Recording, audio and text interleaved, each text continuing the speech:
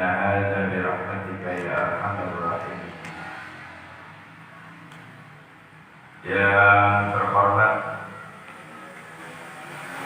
Ketua DKM Masjid Sirajul Huda, tak lupa pimpinan wilayah kita Bapak RW Arif, para orang tua, para sesepuh, para ustaz, para jamaah sekalian, mudah-mudahan malam ini Allah berikan kepada kita rahmat.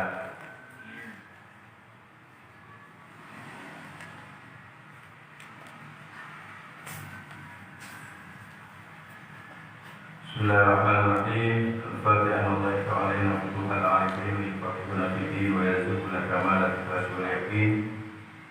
Summa ila arwahil ulama'il amilin wal imamil muttaqin wal awliya'is shalihin wa walidayil hadirin ajma'in. Anna Allah yaqbalu minal jami' wa yaslu sa'al jami' fid din wad dunya wal akhirah wa ala kulli niyatin shalihah wa ila hadratin nabi. Al-Fatihah. A'udzu billahi minasy syaithanir rajim. Bismillahirrahmanirrahim. Alhamdulillahirabbil alamin.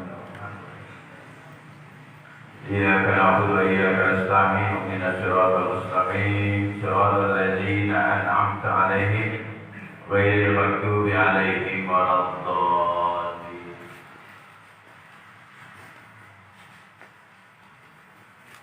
Halaman 17.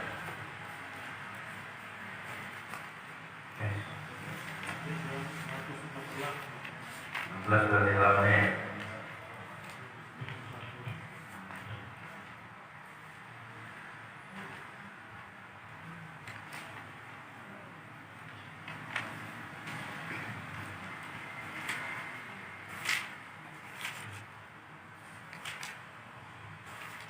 Bismillahirrahmanirrahim. Qala musannif rahimahullahu ta'ala wa nafa'ana bi ulumihi wa bi barakatihi fid dharain amin. Qala an-nabiy sallallahu alaihi wasallam, bersabda Nabi sallallahu alaihi wasallam, idza aqasa ahadukum, idza aqasa, apabila bersin, aqas bersin, idza aqasa, apabila bersin, ahadukum, salah satu di antara kalian, falyakul, maka ucapkanlah alhamdulillahi rabbil alamin, segala puji bagi Allah Tuhan seluruh alam. Waliyakul lahu,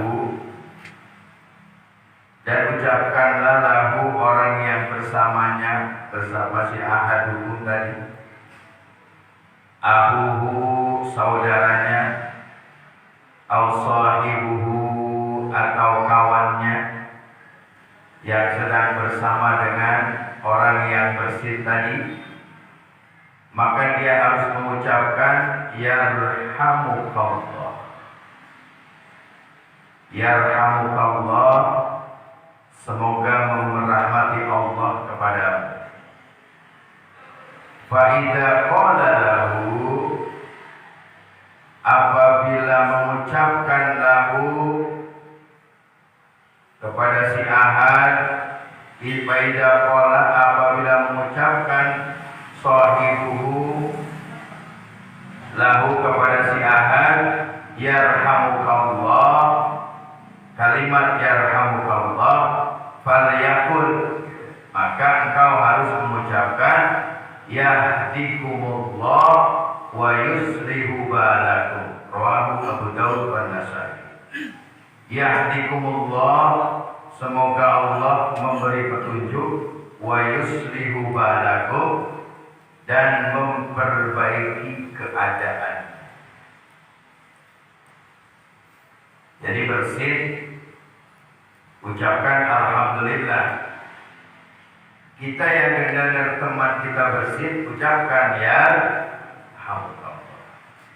Ketika teman kita mengucapkan yarhamukallah, maka kita ucapkan lagi yahdikumullah wa yuslihu balakum.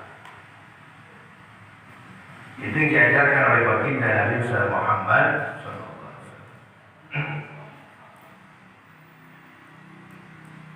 Jangan gini, lagi bersih, asik, kencang malu gitu hidup ya. Bersihnya juga harus ditutup Pak etikanya. Apalagi lagi musim corona begini nih, karena ada kuman yang keluar dari mulut kita ketika bersin. Hanya kuman itu begitu keluar dari mulut kita, dia langsung hilang. Ya, yang menular itu kalau sangat berdekatan di depan orang, masa di muka orang kita bersih, ya. Makanya dianjurkan ditutup. Kalau di samping, kita di samping, gak usah takut, itu kuman itu tidak akan belok ke kita, tapi dia akan langsung hilang. Kumannya langsung hilang, kuman bersih. Jadi makanya sekarang dianjurkan kita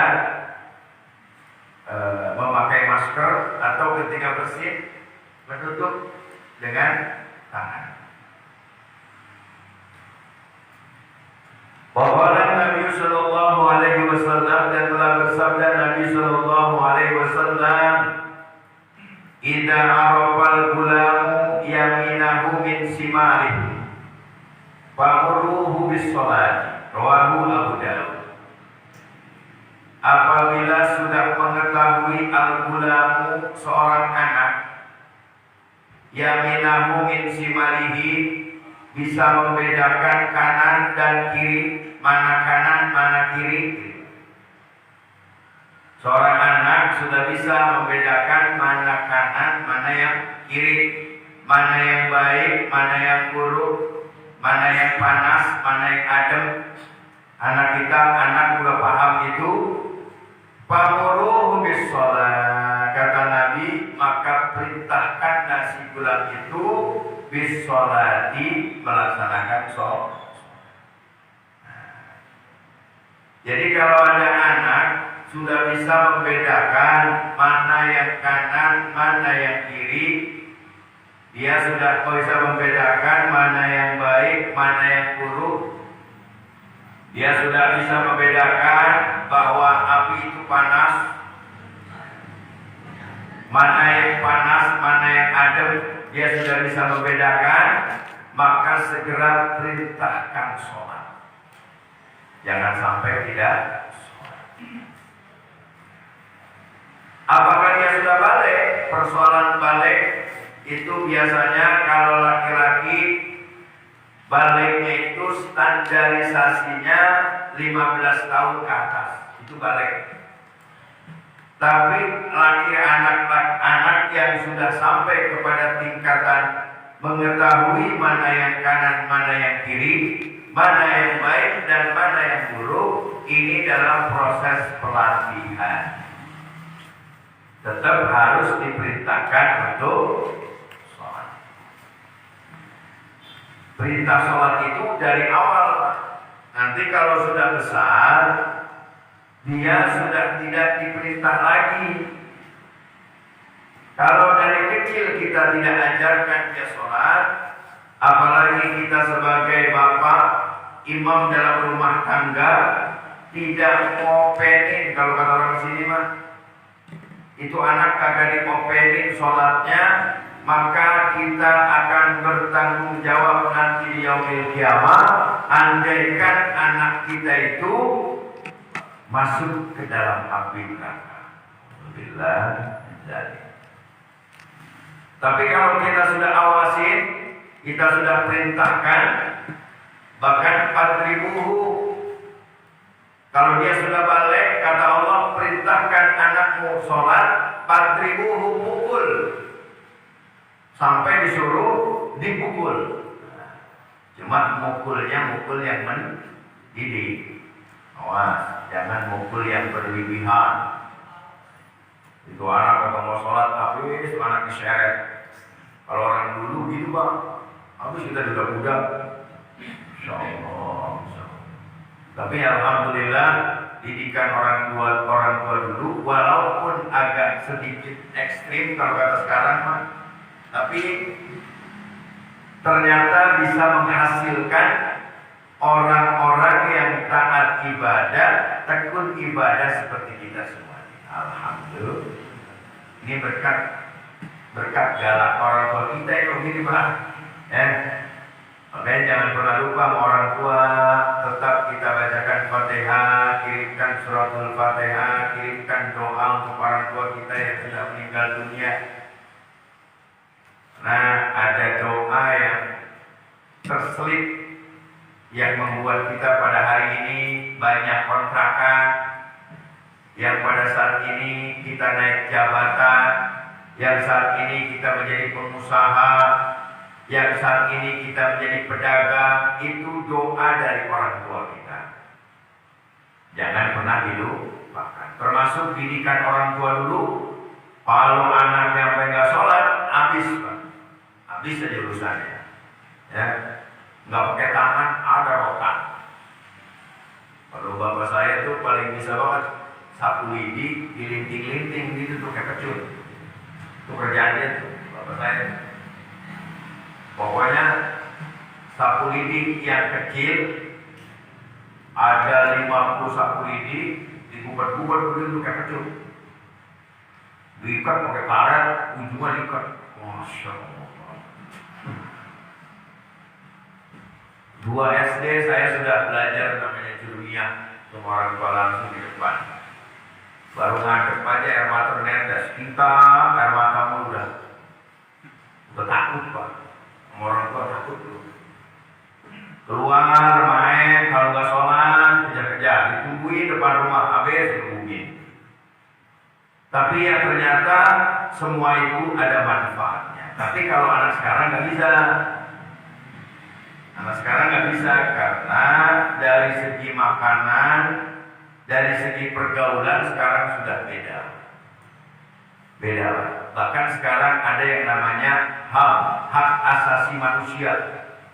Kalau kita sampai gebukin anak kita kayak orang tua kita dulu, maka kita dilaporkan ke hak asasi manusia bagian anak-anak. Amal ini begitu. Kalau kita mukul bini kita sampai berlebihan, maka dilaporkan kita sampai bonyok ke bini. Kalau malu dulu ada, diomelin sama bapak kita, diam aja. Ditipu sama piring, diam aja. Masya Allah. Cuma kita pengorbanannya bukan main, kesabarannya bukan main. Ya wadah sekarang nggak bisa digituin. Habis diomelin lagi, dia galakkan dia. Karena kita yang ngalah, keluar kan, kayak motor dari angin. Apa lu? Domelin mau bini, ya. Kalah sama bini, sama anak juga jangan kalah Pak. Dalam rangka mendidik untuk ibadah kepada Allah Subhanahu Wa Taala, jangan sampai kita kalah sama. Makanya alhamdulillah nih Majelis Siratul Huda banyak generasi mudanya. Mudah-mudahan menjadi anak yang soleh.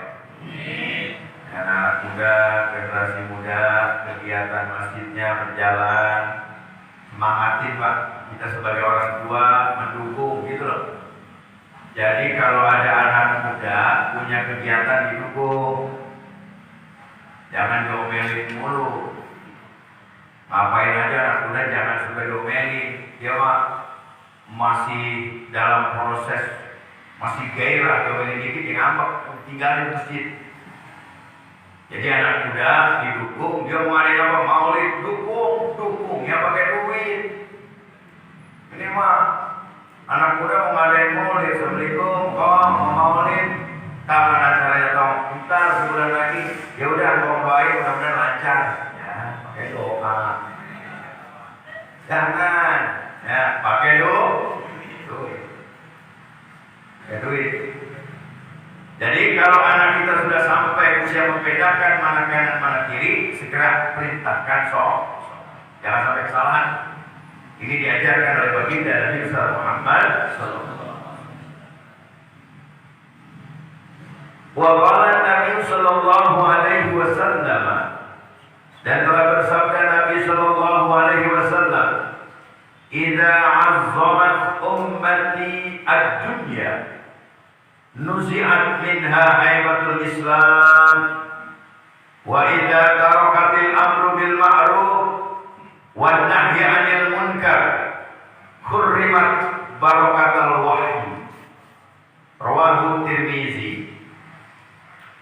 Idza 'azamat ummati, apabila telah mengagung-agungkan umatku ad-dunya, akan kehidupan dunia, nuzi'at minha haibatul Islam, maka akan dicabut minha dari umat haibatul Islam, pengaruh kekuatan agama Islam. Wa idza tarakatil amru bil ma'ruf, dan apabila meninggalkan umatku al-amru bil ma'ruf, mengajak kebaikan, wan nahyi 'anil munkar, dan mencegah keburukan, hurrimat barakatul wahyi, maka diharamkan keberkahan wahyu. Ya. Apabila umatku, kata Nabi, sudah terlalu mengagung-agungkan dunia, dunia terlalu didewa-dewakan, dunia sehingga melupakan dia ibadah kepada Allah, nggak mau ke masjid, nggak mau ibadah, kerjaannya cuma nyari dunia aja, sampai-sampai dia lupa kepada Allah, dia tidak ibadah kepada Allah. Itu namanya orang hubbud dunia. Orang hubbud dunia itu orang yang mencari dunia tidak dibarengi dengan akhirat. Orang yang mencari dunia dibarengi dengan akhirat itu tidak hubbud dunia. Bapak kerja, waktunya azan zuhur, sholat, waktunya azan asar, sholat, waktunya maghrib, sholat, isya, sholat. Bahkan sempat-sempatnya ngaji setiap malam Kamis, Minggu subuh, malam Rebo, malam Jumat, sempat-sempatnya hadir ke majelis taklim. Itu namanya tidak hubbud dunia. Orang hubbud dunia itu lain, Pak. Orang sholat bodo amat, bodoh lah, yang penting gua mau kerja, yang penting gua mau ojek aja, mau ojek. Misalkan ini mah, misalkan ya di pangkalan aja, pangkalan, ya Allah, ya Allah. Tadi saya lewat di truk 6, udah asar aja berapa tahun udah, Bang Pak masih ngobrol, masih ngopi, ya Allah, ya Allah. Nggak semua doang ojek, ini mah diantaranya yang hubbud dunia. Bulan puasa, orang-orang pada puasa, dia pada ngadem jam ngopi, jam rokok siang-siang. Masya Allah, itu disebut dengan hubbud dunia. Ini kalau sudah ini terjadi, kata baginda Nabi besar Muhammad Sallallahu Alaihi Wasallam, nuzi'at minha haibatul Islam, akan dicabut kekuatan agama Islam pada dirinya. Bukan Islam itu dicabut secara utuh, bukan. Pada dirinya diangkat keislamannya. Faktor kekuatan agama Islam, ingin berjuang terhadap agama Islam dicabut. Makanya lihat sekarang, Pak. Orang kalau diajak berjuang untuk agama, no. Nyari duit aja, nyari duit. Betul nggak? Ayo, ini kita mau ngadain apa nih, kegiatan di masjid. Ada berjari dia ini, mau nyari duit aja. Itu namanya orang sudah dicabut, Pak. Giroh keislamannya di dalam dirinya sudah dicabut oleh Allah Subhanahu wa Ta'ala. Masya Allah. Alhamdulillah. Jangan sampai ngelihat kondisi ulama dihina, dicaci, diam aja, bodoh amat. Gua mah yang penting cari duit. Gua nggak mau merhatiin jago ulama kayak jago hafid kayak sama di manusia, bodoh amat. Nah, astagfirullah. Itu sudah haibatul Islam. Itu sudah tanpa dia sadari, kekuatan giroh keislaman sudah dicabut oleh Allah Subhanahu wa Ta'ala. Hati-hati. Ya. Ada ulama dicaci maki, ada ulama dihina, ya. Diam aja, malah kebawa sama media. Akhirnya dibelain yang mencaci maki, dibelain yang menghina ulama, dibelain yang menghina para habaib. Betul nggak? Itu yang begitu sudah dicabut Pak, giroh keislamannya. Kalau kita sedih Pak, lihat ulama dicaci maki, lihat ulama dihina, aku kita rasanya pengen berontak. Kenapa? Karena Allah masih menanamkan giroh keislaman kita kuat untuk berjuang di jalan Allah. Pertahankan itu. Pertahankan. Melihat masjid kayaknya gemes gitu, masih sepi amat sini, ramein. Itu giroh keislamannya kuat. Jangan dikit-dikit ada ngambek ya, wah itu tuh urus masjid, soal sini-sini beda pendapat, ngambek. Masya Allah. Jadi giroh keislamannya nggak ada. Kalau giroh keislamannya yang kuat, kita benar-benar berjuang untuk Allah, kita berjuang untuk agama Allah, kita korbankan semua yang ada dalam diri kita, harta kita, tenaga kita, pikiran kita perjuangkan untuk agama Islam. Itu namanya giroh keislaman kita masih ditanamkan oleh Allah Subhanahu wa Ta'ala. Wa idza tarakatil amru bil ma'ruf, andaikan umatku kata Nabi sudah meninggalkan, sudah tidak mau mengajak kebaikan, mencegah keburukan, maka diharapkan keberkahan Al-Quran. Karena wahyu itu adalah sesuatu yang diturunkan oleh Allah Subhanahu wa Ta'ala dengan nama Al-Quranul.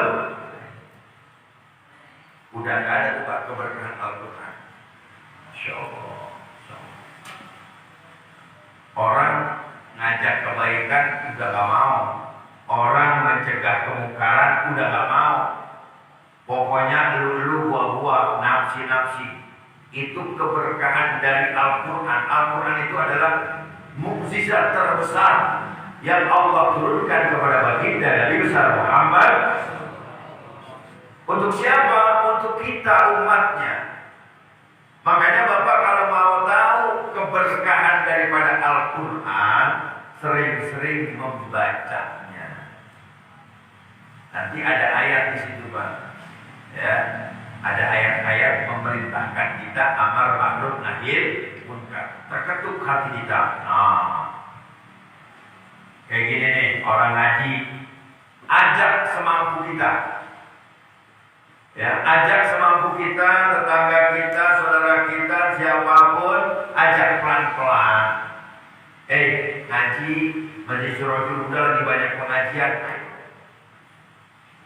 Ngaji, terus ajak. Itu namanya amar ma'ruf. Ada orang yang agak keluar dari syariat agama, ya sering nongkrong, sering mabok, sering main judi, ingetin pelan-pelan. Itu namanya nahya anil munkar. Kita mungkin tidak seperti orang-orang, maaf, mungkin kita tidak seperti Habib Rizik Syihab. Kita nggak seperti itu, nggak bisa kita. Beliau ini bukan main, udah titisan Allah Subhanahu wa Ta'ala. Memang sudah Allah utus. Itu yang namanya Habib Rizik, keberaniannya sudah Allah utus. Tidak ada ulama se-Indonesia bahkan mungkin sedunia yang seberani beliau. Saya bukan ngebanggain beliau karena sejarah atau bagaimana, tidak. Tapi saya menelaah lebih jauh seorang ulama yang benar-benar berani memegang panci perjuangan amar ma'ruf nahi munkar. Sampai saat ini difungsikan ke Makkahul Mukarramah, keluar negeri, tidak boleh balik ke negaranya sendiri. Bayangin Pak, kalau kita, waduh, udah ngesot kita Pak. Udah nyerah, gue nyerah. Dan dia lo mau pulang ke Indonesia, dia mau pakai duit, mau bikin rumah, mau beli mobil, mau ngalung nyerah. Udah ada insaf dah. Nyerah lagi. Tapi beliau tidak mundur. Masya Allah. Kita tidak bisa seperti itu, tapi minimal kita mengajak tetangga kita, saudara kita, ayo amar ma'ruf nahi. Karena amar ma'ruf nahi munkar itu bukan hanya tugasnya para ulama, tugasnya para habaib, tugasnya para kiai, tugasnya para ustaz. Tapi kita bersama-sama mengajak kepada amar ma'ruf nahi munkar menjadi kewajiban kita cuma metodenya lain. Ada yang melalui ceramah, ada yang melalui pengajian. Kita yang tidak ngajar, yang tidak ceramah, kita ajak dengan hal bilhal. Yuk kita ngaji yuk.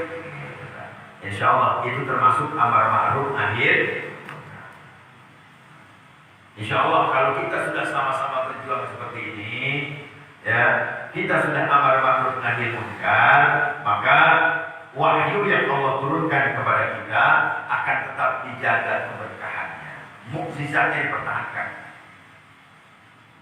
Wa qala Nabi sallallahu alaihi wasallam, dan telah bersabda Nabi sallallahu alaihi wasallam, "Idza qulta li sahibika yaumal jum'ati ansyid." Ini ada kalimat ansyidnya. Ini enggak tulis kayaknya.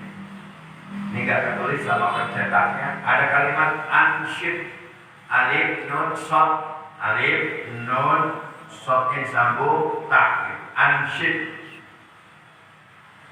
Idza qulta, apabila engkau berkata li sahibika, kepada temanmu yang berdekatan denganmu, yaumal jum'ati, pada hari Jumat, dengan kalimat ansyid, ya gitu kan, doa boleh atau diam. Wal imam yahtub, sedangkan imam sedang khutbah.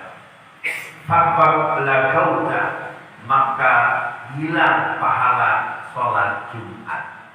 Masya Allah. Jadi kalau kita lagi sholat Jumat tidak boleh berkata-kata sampai kita ngomong itu aja sampai hilang pahalanya. Apalagi kalau kita sampai wah yang berisik amat, itu kepanjangan. Ya, kalau khotib lagi naik sedang khutbah, jangankan kita bicara, zikir pun tidak dibenarkan. Makanya saya sering sampaikan ke para jamaah, kalau sholat Jumat agak sedikit tertib. Datangnya kita ke masjid itu harus tertib.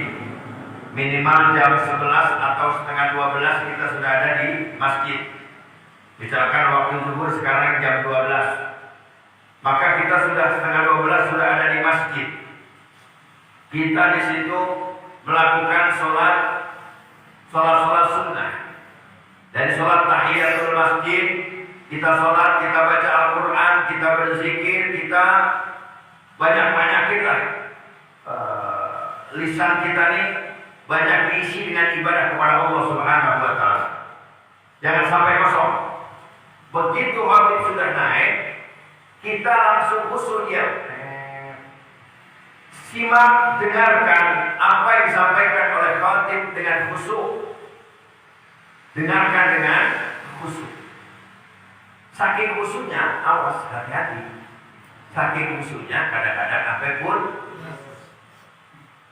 Tapi kita tidak bisa menyalahkan jamaah, karena jamaah ini orang yang bekerja, orang yang lelah, duduk di masjid, kena kipas angin, yang khutbah kelamaan, yang khutbah kakak nyambung. Akhirnya apa yang terjadi? Bikin mata pada ngantuk. Masya Allah. Di Menceng Pak, di Menceng dulu saya pengurus masjid di Menceng Baitur Rahman. Itu ada khatib sekali khutbah 1 jam. 1 jam. Itu nggak bisa diorang. Akhirnya saya sebagai bagian binroh konsultasi dulu sama orang tua saya. Bapak saya masih ada, saya masih berjalan. Gimana nih Pak? Bilangin, tegur. Mau dia levelnya kiai, mau dia ustaz, mau dia habib, kalau khutbah Jumat jangan lebih daripada 30 menit. Akhirnya saya marahin Pak. Saya diskusi, mantap, saya omel. Akhirnya hasil kesepakatan pengurus masjid, akhirnya namanya saya coret. dia dijuluki sebagai aslinya orang Banten, kemudian dia jadi ulama di kampung Menceng, sekarang almarhum meninggal, mudah-mudahan Husnul Khotimah. Ya. Udah jadi guru besar lah saya. Karena jadi guru besar, akhirnya maunya jadwalnya itu 12 bulan berarti 12 kali jadwalnya. 1 tahun 12 kali. Setiap bulan dia harus ada. Minggu pertama. Akhirnya karena saya mendengar dari jamaah dan hasil rapat, saya coret. Ya, saya ganti jadi 2 kali dalam setahun. Begitu, nggak apa-apa. Kenapa? Karena tugas kita.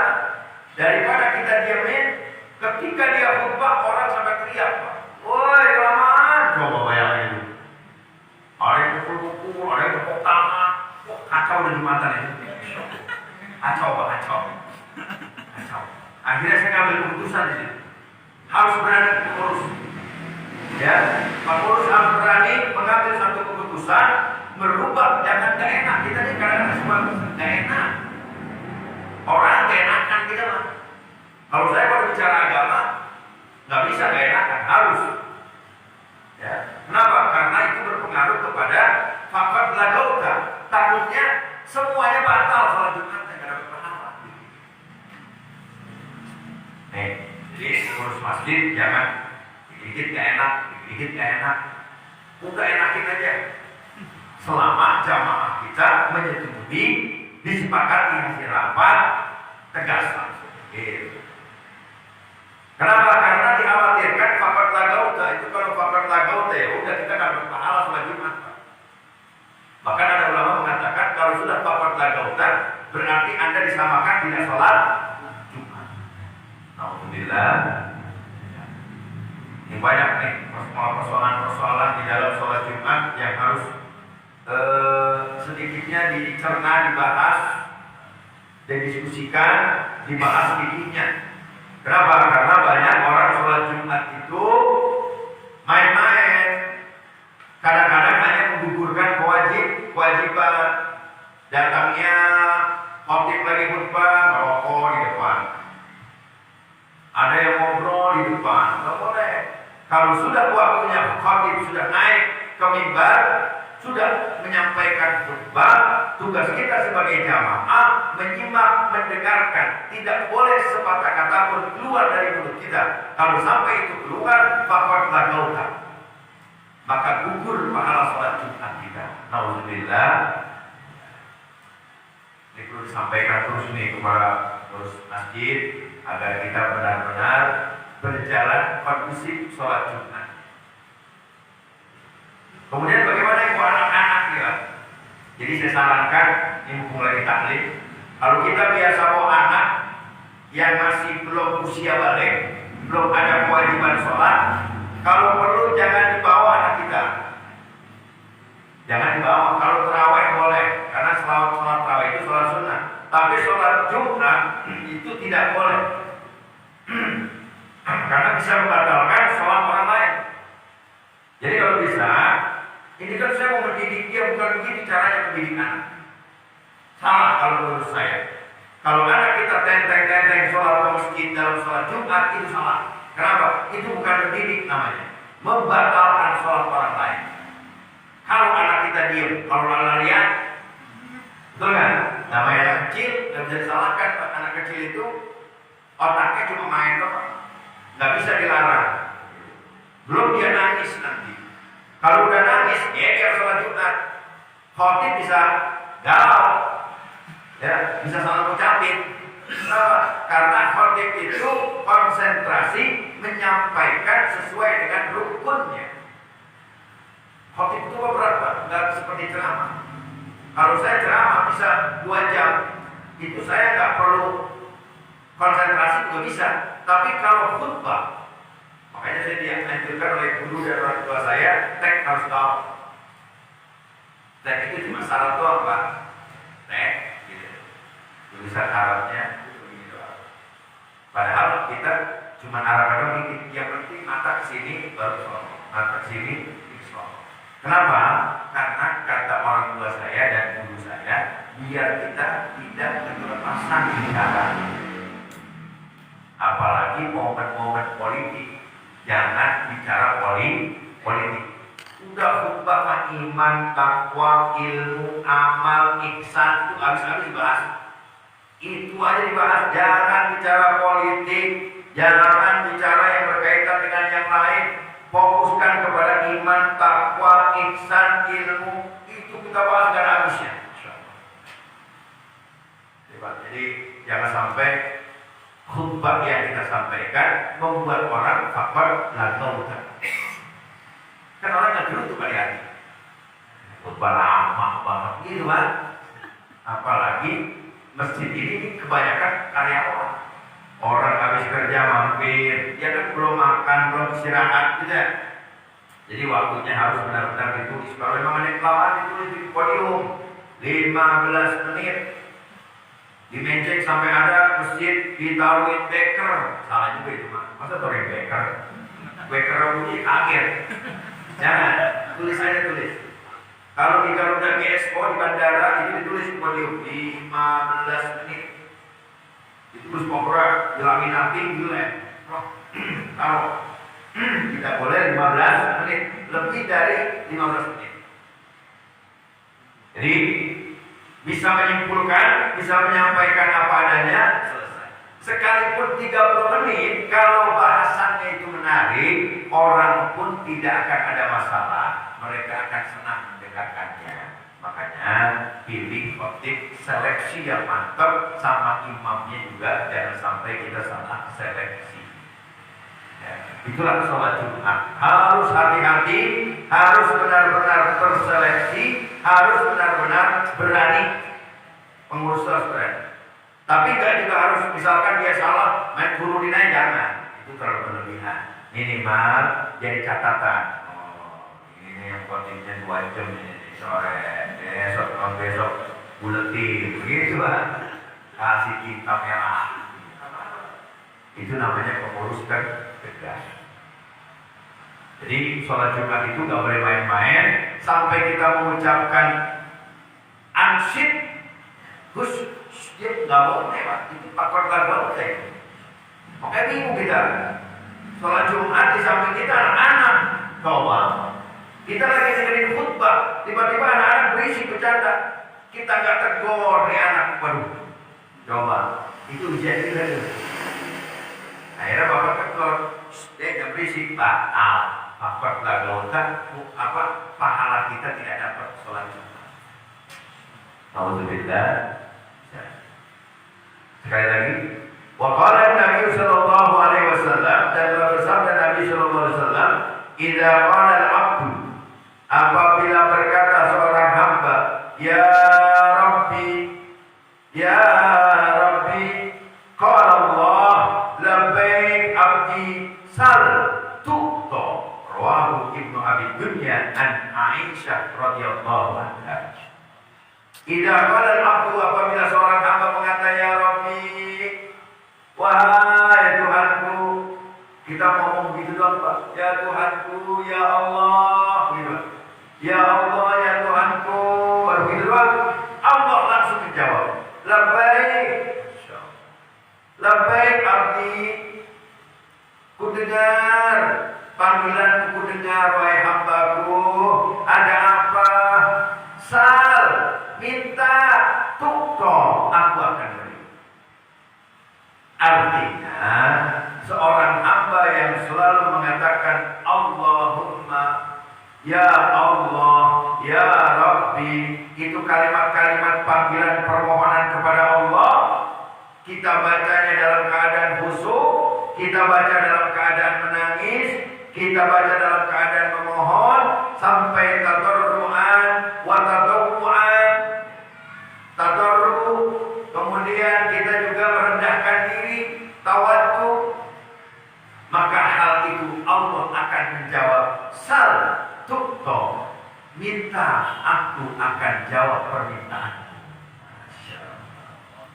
Maka kita kalau mau berdoa yang benar-benar sampai kepada tingkatan khusyuk, itu adalah di waktu sepertiga malam. Di sepertiga malam itulah Allah akan benar-benar menurunkan para malaikat. Tatanazzalu alaihimul malaikah. Apa kata Allah? Alla takhafu wa la tahzanu wa abshiru bil jannati allati kuntum tu'adun. Allah turunkan kepada orang-orang yang istiqamah.